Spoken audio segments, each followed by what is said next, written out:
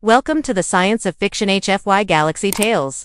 Don't forget to like, subscribe, and tap the notification bell so you never miss a new story from HFY Galaxy Tales, where humanity always finds a way. The reward. The war was over. The battlefield was quiet now, filled with smoke, broken ships, and silent armor. Corporal Kellen stood near the ruined outpost gates, his uniform stained with dust and blood. He didn't cheer with the others, didn't drink or laugh. He just looked at the stars above, wondering if peace would feel any different. The command called him to the front hall, a wide steel chamber filled with alien leaders and human officers. He stood straight as a high-ranking Varnari general stepped forward. The alien wore gold armor and carried a long blade across his back. He gave Kellen a cold smile, then waved his hand. Two guards stepped forward, dragging a figure between them. It was a woman, tall, thin, but proud in her movements. Her skin was silver gray, her eyes glowing faintly blue, her long black hair tied in cords. Her hands were chained, and her expression was unreadable. The guards pushed her to the ground, but she didn't cry or beg. She looked up and stared straight into Kellen's eyes. "This is Sena," the general said, "a noble from the enemy side, captured alive, still unbroken. A fine trophy for your service," the human officer beside Kellen added, clapping his back. "She's yours now." The room clapped, laughed, and cheered. Kellen didn't. He looked at her, still kneeling, proud and silent. She wasn't a reward, she was a prisoner, a person. Later that night, they handed her over to him in a private tent, a small place near the quiet edge of camp. Sena stood near the wall, chains still on her wrists, her head turned away. Kellen sat by a small table, rubbing his tired face. "I didn't ask for this," he said quietly. She didn't reply. He stood up and picked up a key from the side pouch of his uniform. He walked over slowly, not fast, not threatening. He raised the key and unlocked her chains, one side, then the other. The metal dropped to the floor with a soft sound. "You're free," he said. "Go if you want." She turned and stared at him again. Confused. "No tricks," he added. "I don't want a slave." She didn't move. He waited, but she just stood there. "You don't believe me," he said, sitting back down. "I don't believe you're kind," she replied in a calm voice. Her voice was deep but smooth, the way wind sounds inside a cave. "You destroy," she said, "then pretend to be kind." He nodded slowly, not angry. "I've seen that too," he replied, "but I'm not like them." She stepped forward, slow and careful. She looked around the tent, then at the door, then back at him. "No guards," she said, surprised. "No chains either." Kellen said, "You can walk out." Still, she didn't move. Instead, she sat on the floor, keeping distance between them. "You let me go, yet you stay," she said. "You could have taken me." "I don't want anyone who doesn't want to be here," Kellen replied. "I'm not a master." For a long time, neither spoke. Outside, voices laughed.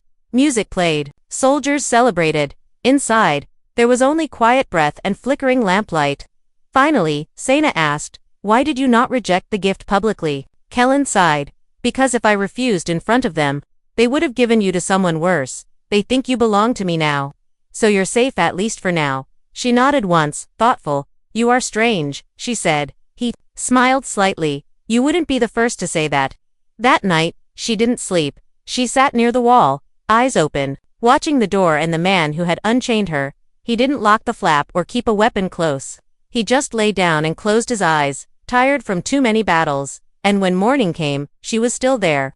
Not because she had to be, but because something inside her told her to stay. She doesn't run asterisk. The sun rose slowly over the camp, casting pale light on the dust-covered tents and steel towers. Kellen woke to silence, blinking at the warm glow across the canvas above him. He sat up slowly and turned toward the corner of the tent. Sena was still there, sitting cross-legged, arms folded, eyes open. "You're still here," he said, rubbing his eyes. "I thought you'd be gone by now." She tilted her head slightly. "I thought about leaving," she said. "But I didn't." Kellen stood and poured water into two metal cups. He handed one to her, and she took it slowly. "Why stay?" he asked. "You're not chained anymore." Sena looked into the cup, then looked at him. "I don't trust you," she said, "but I trust others less." She sipped the water carefully, like it might be poisoned. "It is strange," she added. "You freed me, but didn't ask me to serve." "I'm a soldier," Kellen said, "not a slaver." Later that day, they walked together through the quiet side of the camp. Soldiers stared as they passed, whispering behind hands and helmets. Some pointed, some laughed. They called her the prize. The reward, the alien pet. Kellen ignored them, but Sena saw everything. Her eyes narrowed. But she said nothing. In the evenings, they sat by the fire behind the tent. Kellen ate rations while Sena slowly tasted each piece, learning what was safe. He spoke to her in simple words, pointing to objects, showing names. She learned quickly, repeating back with near-perfect tone. In return, she taught him her words, names of stars, weapons, old battles she had fought in. She wasn't just a noble, she was once a commander, captured during a failed mission, labeled unfit for loyalty, and thrown into a cage. You were a warrior, Kellen said, surprised. She nodded. I led hundreds. They chained you like a pet, he muttered. They feared I would rise again, she answered. So they made me silent, but she was not silent anymore. One evening, Kellen went into the local town with 2 other soldiers. They drank too much, and one started mocking Sena openly. Kellen stood up, told him to stop. But the man threw a punch. Kellen fought back, but he was outnumbered. He came back to the camp late, bruised and limping. Sena saw the dried blood on his lip and his torn sleeve. Without a word, she grabbed a small cloth and dipped it in water. She cleaned his wound, her hands careful, her face unreadable. You fought for me, she said. No, Kellen replied. I fought because he was wrong. 2 nights later, trouble came again. A drunk soldier tried to enter their tent while Kellen was away. He thought she was alone, but Sena was not helpless. She moved like a shadow, fast, quiet, precise. She grabbed the soldier's arm, twisted it back, and dropped him to the ground with one strike. When Kellen returned, he found the man unconscious at the entrance.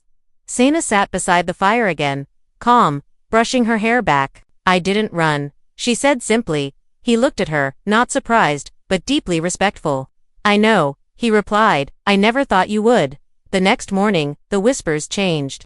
No one called her the prize anymore. Now they called her the shadow, the protector. Some feared her, some avoided her, but no one mocked her again. Kellen and Sena continued sharing space, words, silence. Something between them was growing.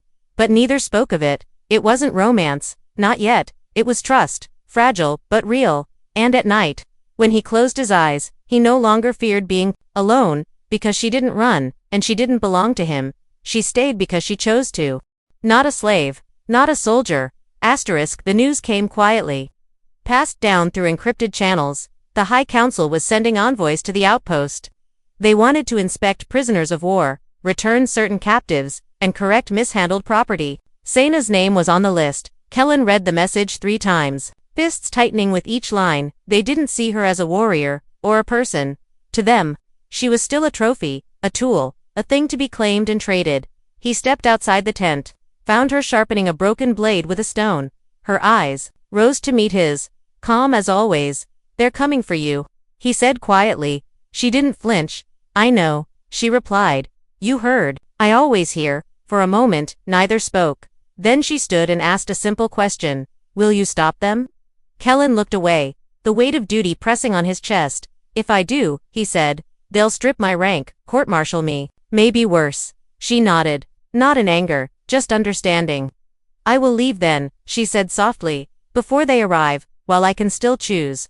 He stepped in front of her, voice low, eyes burning. No, he said, you don't. Run again. I won't let them take you. You can't stop them, she replied. I'll try, he said. Not because I own you, but because I don't. That night, Kellen filed a report official, signed and sealed. In it, he declared Sena a free being, not bound by war law or property code. He cited old Earth treaties, interspecies ethics, and historical examples. He submitted it directly to the military council, knowing full well what it meant. The next morning, 2 officials landed at the outpost. They wore clean robes, spoke in cold legal tones, and brought digital chains. We are here for the alien prisoner, one said. Her presence is unauthorized. Kellen stood at the center of the courtyard, arms crossed. She's not your prisoner, he said. And she's not mine either. The officials frowned. Do you refuse to comply? I do, he said, and I'll say it in front of your recording drones too. Sena stepped beside him, silent but steady. The entire outpost watched in stillness, some with surprise, others with silent support. She was a soldier, Kellen said. You caged her because you lost, not because she was guilty. You threw her away. And now you want her back, like she's a lost tool. Well, she's not. The officials looked at each other. Their authority challenged. They stepped back and opened a transmission line. Hours passed. Then a message came: request denied. Alien subject remains under protection of human command, pending review. The officials left, angry and silent, and as their shuttle disappeared into the sky, the camp broke into quiet applause. Sana turned to Kellen, her face unreadable. You risked everything, she said. You're worth more than everything I could lose. He replied. She looked at him for a long moment, then said, if I am truly free, then I choose this place. She paused, then added, and I choose you. She was no longer a prisoner, no longer a trophy. She was not a slave, not a soldier.